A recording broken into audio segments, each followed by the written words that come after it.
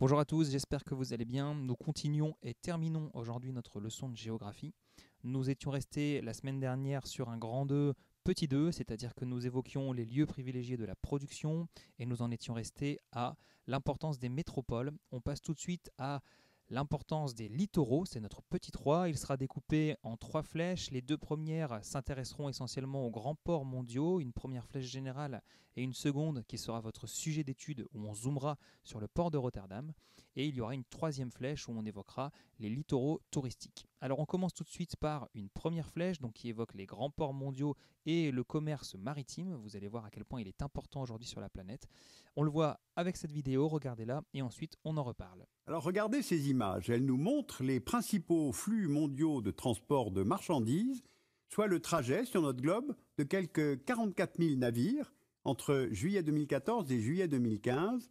Ces flux continus de navires révèlent de véritables autoroutes maritimes, dessinent les lignes de côte des continents. Si on change d'échelle, on aperçoit même le canal de Panama, fréquenté par environ 14 000 navires chaque année.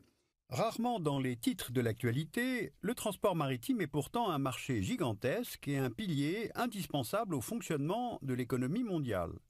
Selon la Conférence des Nations Unies sur le commerce et le développement, environ 80% du commerce mondial en volume est assuré par le transport maritime, ce qui signifie qu'une grande partie de ce que nous consommons a transité par la mer. Ainsi, en 2013, 9,5 milliards de tonnes de marchandises ont été transportées par navire. Alors comment expliquer cette domination de la voie maritime sur le transport de marchandises alors qu'il ne s'agit pas du mode de transport le plus rapide? Si on prend un exemple, pour relier la Chine à la Belgique, il faut entre 30 et 40 jours en cargo, une vingtaine de jours en train et 1 jour en avion. En fait, si le transport maritime est aujourd'hui privilégié, c'est tout d'abord parce qu'il est très facile de circuler sur les mers. Les 3 principaux types de navires sont les vraquiers, qui transportent notamment des céréales, des minerais, les gaziers et les pétroliers, et pour finir, les porte-containers.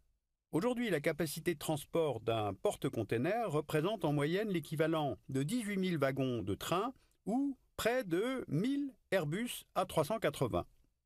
Alors, transporter un grand volume de marchandises d'un coup, cela permet de faire des économies d'échelle et donc de proposer un prix faible.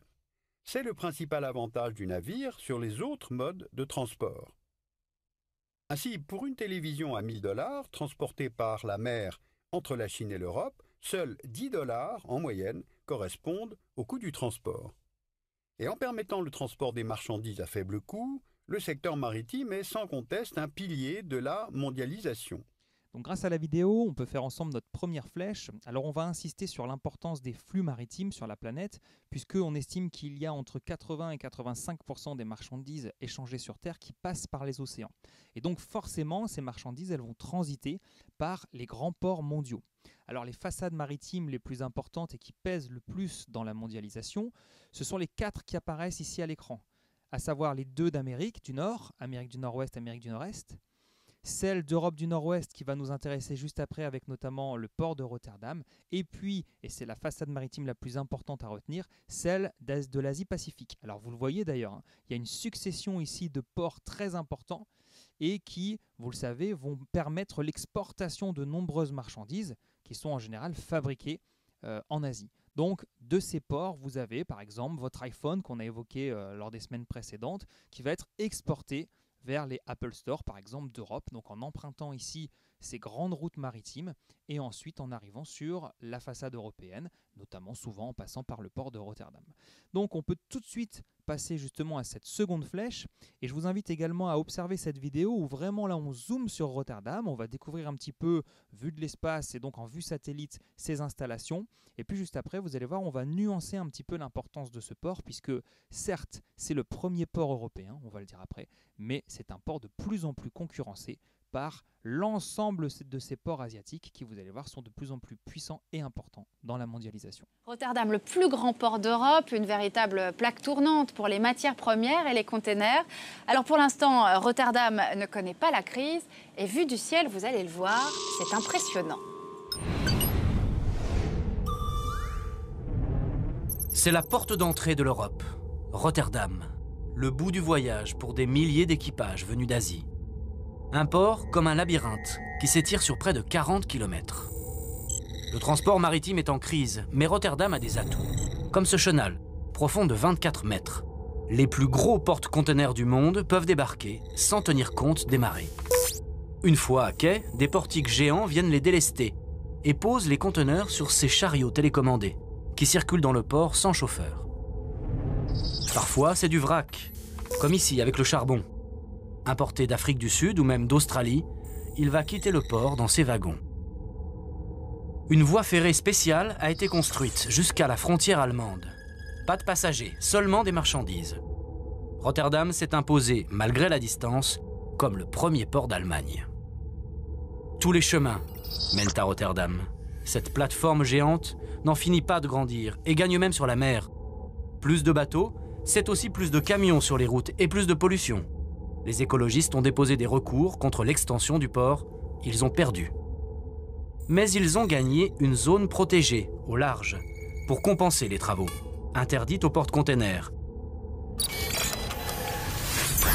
Et Rotterdam n'a pas de concurrent direct sur le continent européen puisque les autres grands ports, le port français du Havre et celui d'Hambourg en Allemagne, sont en effet loin derrière. Pour cette seconde flèche, je le rappelle, n'hésitez pas à changer de couleur comme on le fait depuis le début de l'année lorsqu'on fait un sujet d'étude.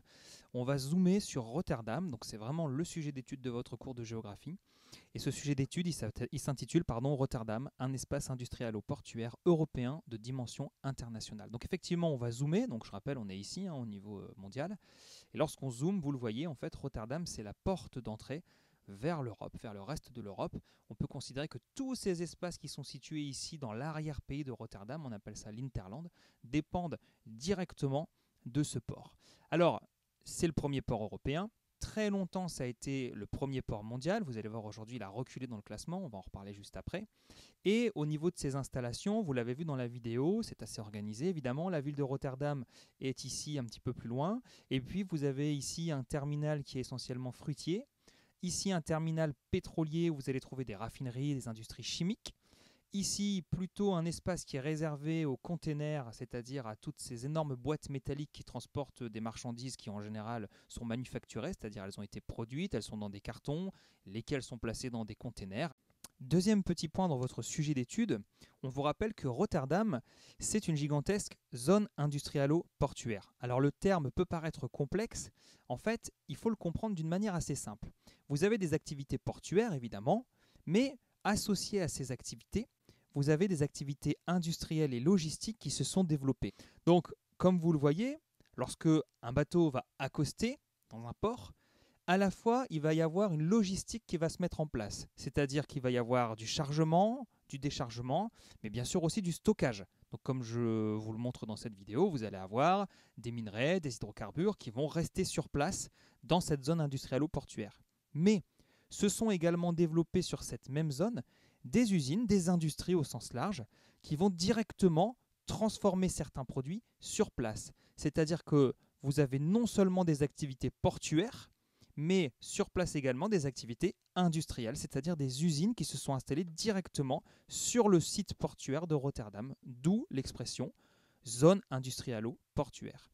Troisième et dernier petit point de ce sujet d'étude, on va nuancer l'importance du port de Rotterdam puisqu'il reste effectivement premier port européen, mais par contre, il ne cesse de reculer dans le classement mondial des ports, puisque aujourd'hui, vous le voyez, il est classé 11e seulement, et il subit de plein fouet la concurrence, notamment des ports asiatiques, toujours plus forts, toujours plus importants. Et aujourd'hui, il doit absolument se reconvertir, se renouveler, ce qu'il a d'ailleurs commencé à faire, puisque vous le voyez, le port de Rotterdam aujourd'hui prévoit une extension importante qui est appelée Maasvlakte 2. Alors, la construction, vous le voyez, avance. Ça, c'est une vue assez récente de l'extension du port qui est en cours. Le but est d'arriver à cette plateforme supplémentaire qui permettra davantage de stockage et de transformation et donc de générer davantage de flux encore vers ce port de Rotterdam, ce qui ne va pas non plus sans certaines atteintes environnementales. Vous le voyez ici, le paysage est quand même réellement impacté par cette extension du port, puisque vous avez ici une image du paysage avant le projet d'extension et on en est aujourd'hui arrivé à cela, donc ce qui amène quand même les pouvoirs publics, c'est-à-dire notamment la ville de Rotterdam, à protéger certaines zones. On termine maintenant ce cours par une troisième flèche qui va évoquer, comme vous le voyez à l'écran, les littoraux touristiques. C'est un paysage de Cancún au Mexique. On observe d'abord une vidéo, puis on en discute.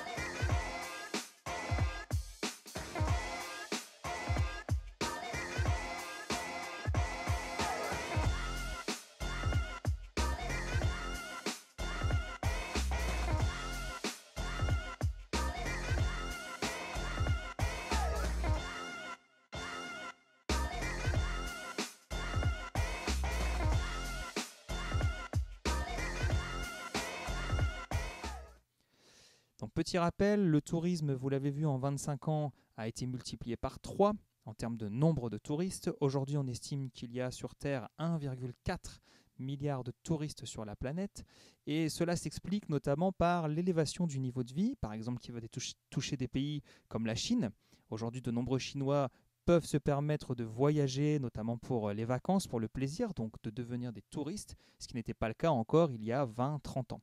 Et puis, vous avez également le transport aérien qui a vu ses coûts chuter, notamment grâce à l'apparition de certaines compagnies low cost. On peut citer par exemple Ryanair.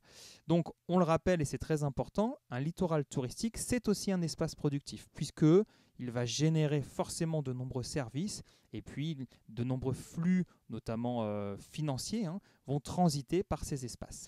En conclusion de cette leçon, vous avez compris que l'économie était finalement de plus en plus mondialisée, avec notamment des FTN qui vont diviser leur production en recherchant à chaque fois des espaces productifs où il y a de véritables avantages, pour notamment fabriquer un produit qui sera le plus rentable possible.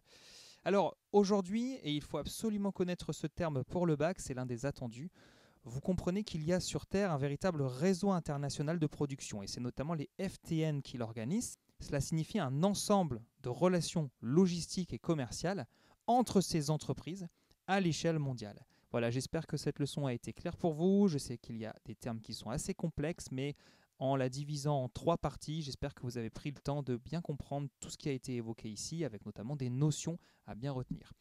J'espère que vous allez bien. Je reviendrai vers vous dans les jours à venir pour une nouvelle leçon. D'ici là, à bientôt et n'oubliez pas de faire régulièrement les quiz que je vous envoie. À bientôt.